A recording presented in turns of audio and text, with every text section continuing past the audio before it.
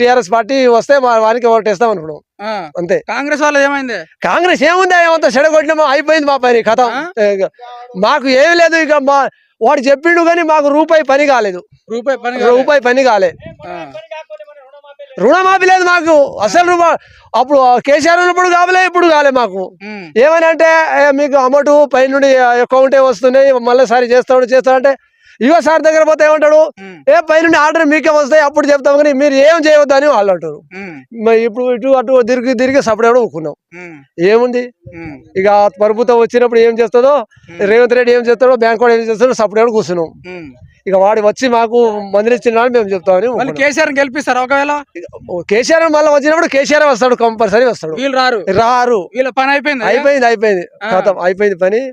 ఇక చెప్పుడు వరకు కానీ పని అయితే. ఇప్పుడు రేవంత్ రెడ్డి ఏమని చెప్తా ఉన్నాడు అంటే 10 సంవత్సరాలు మళ్ళీ మేమే ఉంటాము, మేము 6 గ్యారెంటీలు